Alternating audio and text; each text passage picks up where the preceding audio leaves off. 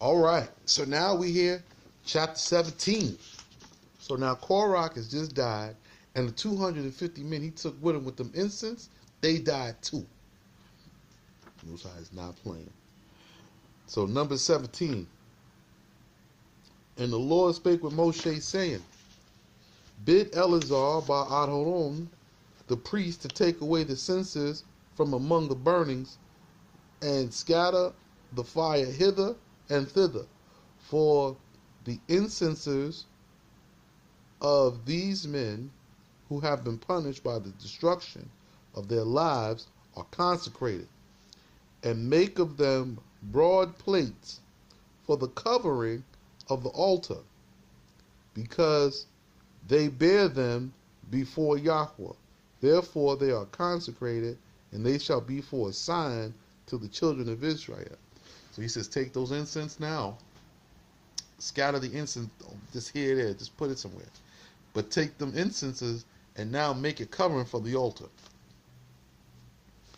And Eleazar, the priest, took the brazen censers, which they who had been burned had carried, and beat them out for a covering for the body of the altar, as they had before used them for the service of the altar, for a memorial to the sons of Israel, that no common man who is not of the sons of Aaron may offer incense before Yahweh, and that no man should behave himself factitiously to obtain the priesthood, as did Korach and the company of his helpers, and whose end would be to perish, not indeed with a death like that of Korach and his company, by being burned by fire and being swallowed up by the earth, but by punishment with leprosy, as when the Lord said to Moshe, Put thy hand into thy bosom, and his hand was stricken with leprosy, so would it be with him. But on the following day, the whole congregation murmured against Moshe and Aaron. Oh Lord.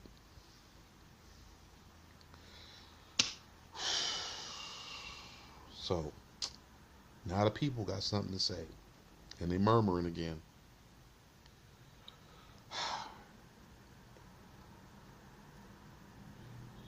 So now the whole congregation murmured against Moshe and Aaron, saying, You have been the occasion of the judgment of death against the people of Yahweh.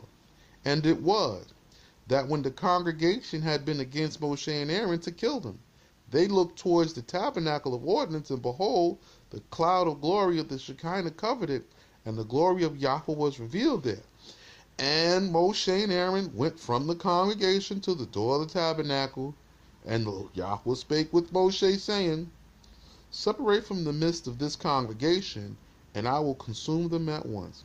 But they bowed themselves on their faces in prayer, and Moshe said to Aaron, Take the incense and put fire in it from the altar, and sweet incense on the fire. Bear it quickly into the congregation, and make atonement for them. For a destruction like that which consumed them in Horeb whose name is burning, hath begun by commandment to kill from the presence of Yahweh.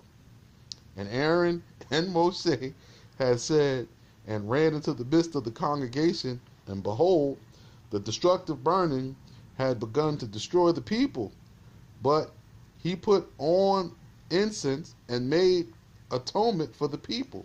And Aaron stood in the midst, between the dead and the living, with the censer, and interceded in prayer, and the plague was restrained. But the number of people who died in the plague was 14,700, beside those who had died in the chasm of Korah, or in the schism of Korah. Woo! All right. So I'm going to slow down a little bit, because I'm just blazing through this. But, all right. So Korah and them, they got swallowed up and they died, but then they repented from Sheol. And the people heard them from Sheol repenting, and the people ran.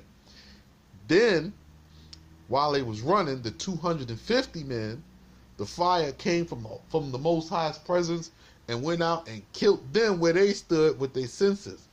Then the Most High said, hey, go get Eleazar, the administrator, right, and send him to go get those incense and make a covering for the altar, for the brazen altar. So they made a bronze cover for the brazen altar. Then the people woke up and felt like, yo, you know what?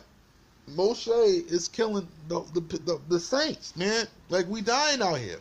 Now, never mind that they already was told that the Most High was going to start wiping them out from 20 years and up. But this is why.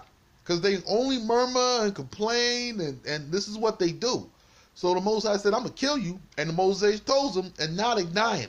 So Numbers is about how the Most High reduced the count of Israel to his remnant that was going in. He starts with a big number, and he says, not you, not you, not you, you mine, you mine, you mine, not you, you, you. He reduces the number to what he wants of the people who will keep his law. That's what he wants. And so now the congregation murmured and complained, and the Most High called Moses up and sent the plague out, and they was trying to intercede inside and petition before the Most High, but the plague was already burning. And so Aaron sees this, and now Aaron has to go get his censer. 14,000 people died. He's running, right? So he's running with the incense like this, right? And he gets, boom. And on this side is dead people, and on this side is live people, and he's praying right there at the, could you imagine being the person that he stopped in front of when the plague stopped? You be right there sweating. He's praying for you to live, and you was just talking dirt bad about him. Mad. Most High ain't playing. He don't care. And Aaron returned to Moshe at the door of the tabernacle when the plague was stayed. And Yahweh spake with Moshe, saying, speak with the sons of Israel, and take of them severally a rod according to the house. I'm at 17:17. According to the house of their fathers, 12 rods. Upon each rod thou shalt inscribe its tribe name. But upon the rod of Levi thou shalt write the name of Aaron. For there is but one rod for each head of their father's house. And thou shalt lay them upon the tabernacle before the testimony, where my word is appointed to meet you.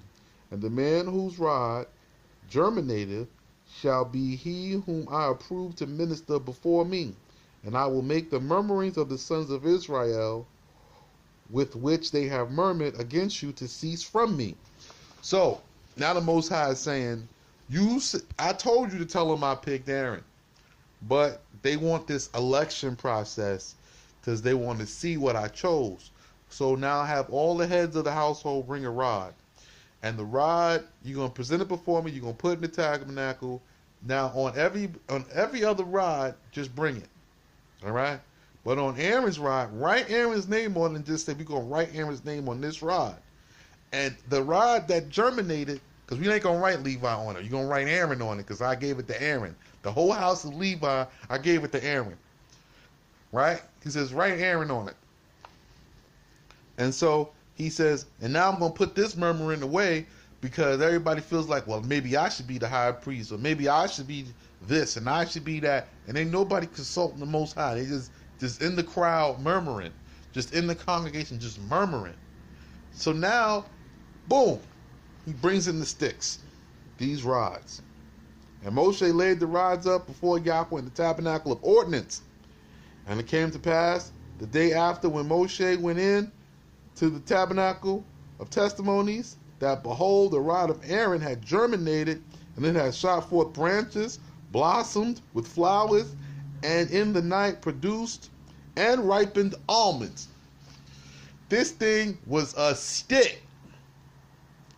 And they went back, and this stick had everything except roots. No roots.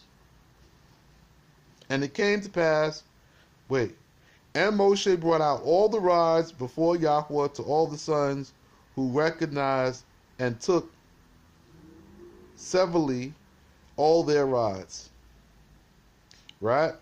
So they all recognized they stick, and they brought them back. And Moshe did so, and Moshe commanded, so did he.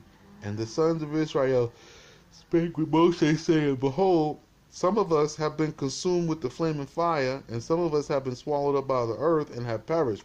Behold, we are accounted as if all of us are to be destroyed. Anyone who approaches the tabernacle must die. Are we not doomed to destruction? So now they scared, right? They was like, look, all right, it's Aaron. We got it. Let's get past that. Now, we approach the tabernacle. We gonna die now? These people died, and those people died, and those people died. I don't know. We good. And he says, anyone who approaches the tabernacle must die. Are we not doomed to destruction? Now I'm gonna be back with chapter 18.